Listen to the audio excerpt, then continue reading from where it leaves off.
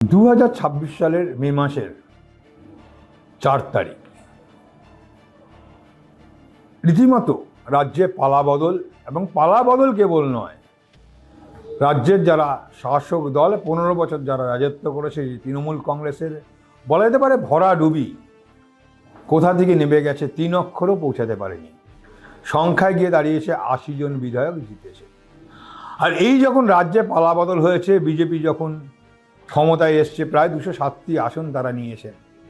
যখন ক্ষমতায় বিজেপি, সেই জায়গায় দাঁড়িয়ে থেকে দেখা গিয়েছে বিভিন্ন জায়গায় তৃণমূল কংগ্রেসের বিভিন্ন রকমভাবে বিপদ। একদিকে যেমন তার পরবর্তীকালে দেখা গেছে তাদের বিভিন্ন নেতার বিভিন্ন রকম কারাপশানে অর্থাৎ দুর্নীতিতে কখনো তাদেরকে আটক করছে, কখনো তৃণমূল কংগ্রেসের পার্টি অফিস ভাঙচুর হচ্ছে, কখনো বা বিভিন্ন কারণে একাধিক দুর্নীতি অভিযোগের ভিত্তিতে নানানভাবে যখন গ্রেপ্তার হচ্ছে, বহু জায়গায় দখল করে নেওয়া হচ্ছে, পার্টি অফিস ভেঙে দেওয়া হচ্ছে, পার্টি অফিস। সেই জায়গায় দাঁড়িয়ে থেকে কিন্তু এই তৃণমূল কংগ্রেসই যারা এখানে যারা জিতেছেন, তারা যেমন তাদের দলকে গুছিয়ে নেওয়ার জন্য এলাকায় যখন তারা যাচ্ছেন, তাদেরকেও বিভিন্ন রকমভাবে কথা শুনতে হচ্ছে।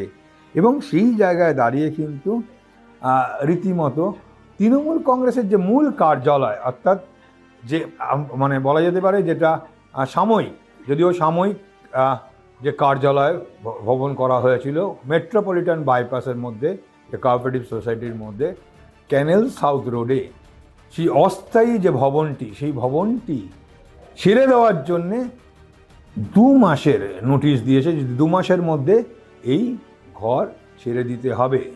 আর সেই নোটিশ দিয়েছেন একসময় তৃণমূল কংগ্রেসের ঘনিষ্ঠ এবং বলা যেতে পারে মমতা বন্দ্যোপাধ্যায়ের ঘনিষ্ঠ মডার্ন ডেকোরেটরের যিনি কর্ণধার মালিক, সেই মনতোষ সাহা অর্থাৎ মন্টু সাহা।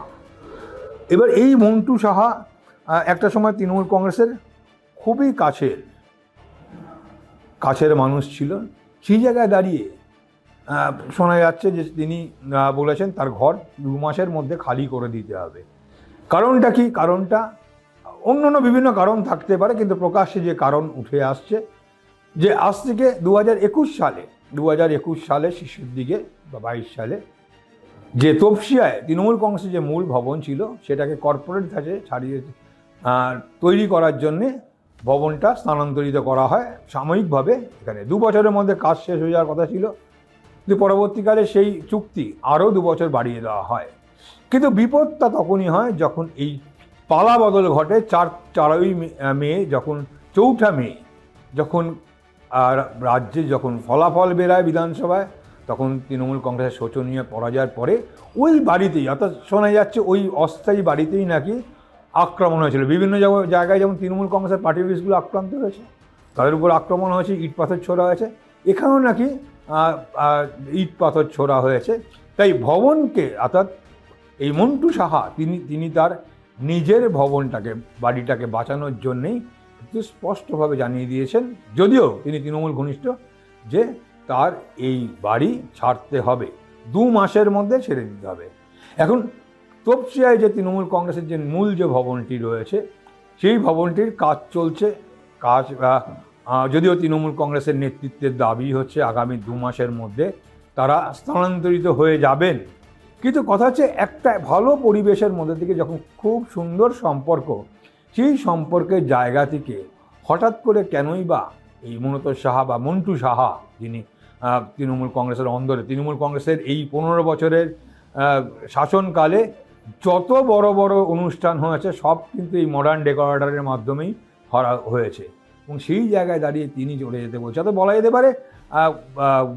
যেতে পারে বিপদ একের পর কিন্তু তৃণমূল কংগ্রেসে লেগেই রয়েছে। অর্থাৎ ঘরের লোক তারাও কিন্তু মুখ ফিরিয়ে নিচ্ছে তৃণমূল কংগ্রেসের কাছ থেকে। এটা নিয়েই কিন্তু রীতিমতো চর্চা, এবং তৃণমূল কংগ্রেস বলছে তারা শিফট করে যাবে। এখন দেখার বিষয় যে আগামী 2 মাসের মধ্যেই তারা তাদের এই সদন সরিয়ে নিতে পারে কিনা, না আরও সময় লাগে। কিন্তু মন্টু সাহার পক্ষ থেকে যদি জানা যাচ্ছে যে তিনি কিন্তু 2 মাসের বেশি সময়, কেন তিনি চান না যে তার বাড়ির উপর কোনো আক্রমণ নেমে আসুক, তাই এরকম ঘটনা ভিতরে হয়তো অন্য আরও কোনো কারণ থাকতে পারে। কিন্তু এই একটি কারণ কিন্তু বড় আসছে, অর্থাৎ মেট্রোপলিটন বাইপাসে তৃণমূল কংগ্রেসকে এই ক্যানেল সাউথ রোডের যে ভবনটি আছে অস্থায়ী ভবন তাকে ছাড়তেই হবে এবং 2 মাসের নোটিশ দেওয়া হয়েছে, যেটা অস্বস্তিকর তৃণমূল কংগ্রেসের কাছে। দেখতে থাকুন কলকাতা টিভি ডিজিটাল।